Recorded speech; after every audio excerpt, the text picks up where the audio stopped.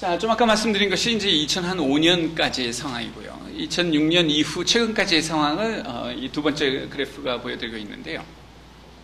이것도 역시 지역별로 나눠서 보여드리겠습니다만은 여기서는 이제 매매 가격 상승률과 그 다음에 전세 가격 상승률을 보여드리겠습니다.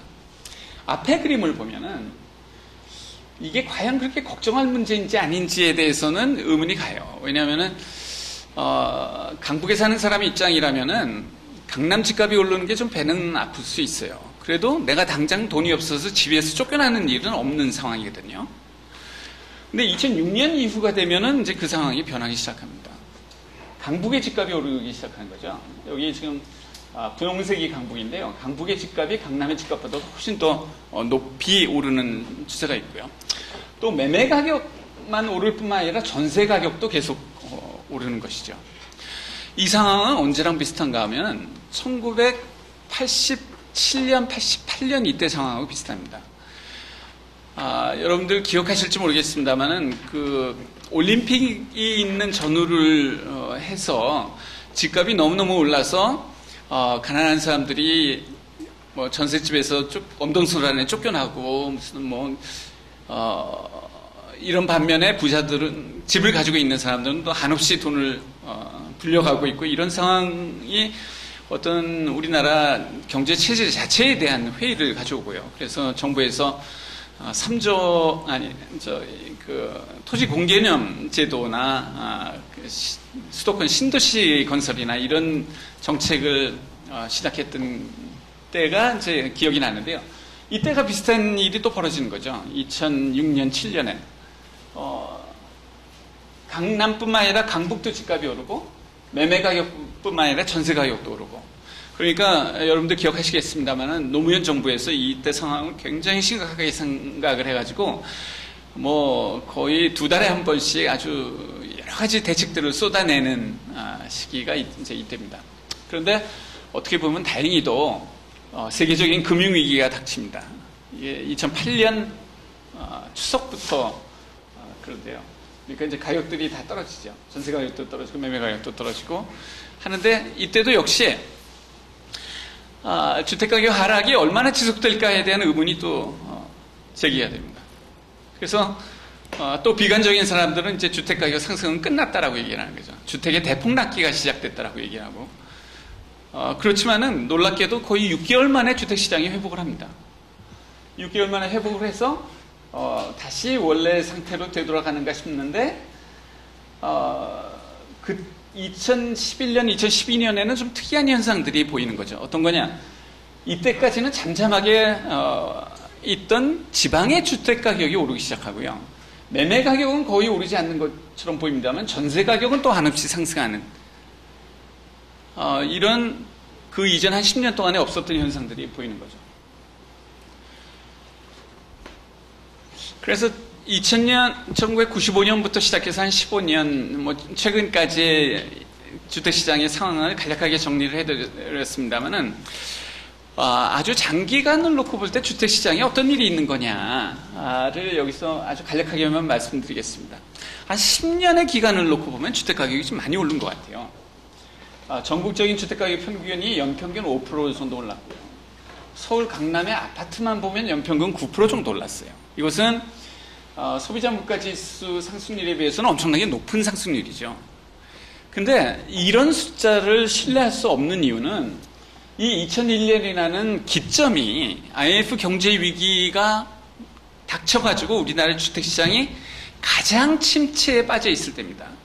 그러니까 2001년을 기준으로 해서 무슨 얘기를 하는 것은 기본적으로는 신뢰할 수 없다는 것이죠. 여기에 대해서 나중에 다시 말씀을 드리겠습니다만 그러니까 좀 더 긴 기간을 놓고 이 주택가격의 통계가 시작됐던 1985년 말 또는 86년부터 시작해서 최근까지의 숫자를 놓고 연평균 주택가격 상승률이 얼마냐 보면은 3.55% 정도 되죠. 강남의 아파트는 그거보다 훨씬 더 높습니다. 6.3% 정도 되죠. 근데 이 기간 동안에 연평균 소비자 물가 상승률이 얼마냐 하면 4%가 넘습니다. 그러니까 이 통계 숫자가 맞는 거라면은 전국 평균적인 주택가격 상승률은 물가만큼도 오르지 않았다는 겁니다. 그러니까 아무데나 그러니까 눈을 감고 점을 찍어서 주택 투자를 했으면 이 사람은 망했다는 얘기죠.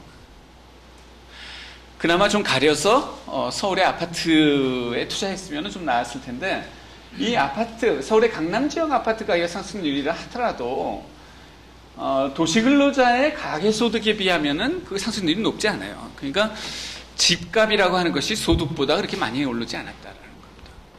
근데 왜 그렇게 요새 아까 그 회장님 말씀하실 때도 뭐 2040 새로 결혼하는 사람들이 집값이 높다라고 난리냐, 집 못 사겠다고.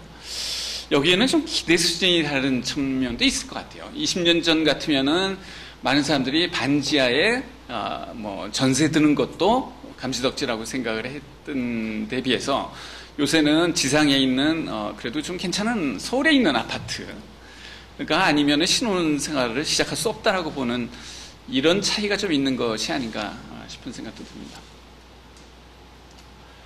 자, 그래서 지난 한 20년 정도의 주택시장을 아주 짧은 시간에 리뷰를 했습니다만은 이 주택시장의 쟁점에 대해서 몇 가지 제가 처음에 제기했던 문제에 대해서 좀 학계에서 논의되고 있는 것을 말씀드리겠습니다. 우선 첫 번째로는 2008년에 주택가격이 떨어지기 시작할 때 이것이 주택가격의 대폭락이다, 폭락이 시작됐다라고 말씀하시는 분들이 꽤 있었고, 그 논리는 이제 몇 가지입니다. 우선 가격에 거품이 있다가 거품이 꺼졌고 고령화와 인구 감소 때문에 앞으로도 굉장히 오랫동안 가격이 하락하는 것은 불가피하다라는 그 어떤 논리가 있고요. 두 번째는 지금 현재 주택을 살려고 돈 빌려간 사람들이 너무 돈을 많이 빌려가서 주택 가격이 조금만 떨어져도 가게가 파산하고 금융기관이 부실화된다.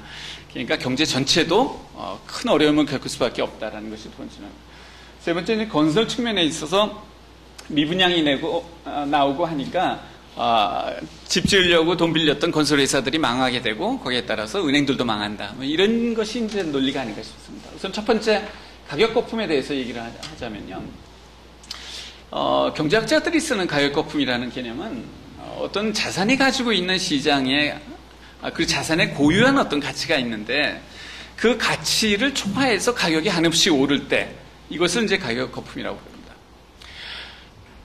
그 가치보다도 가격이 너무너무 오르니까 나중에 사람들이 정신이 벌쩍 차리고 제정신이 들면은 가격이 또 한없이 떨어질 수 있는 잠재성도 있다는 거죠.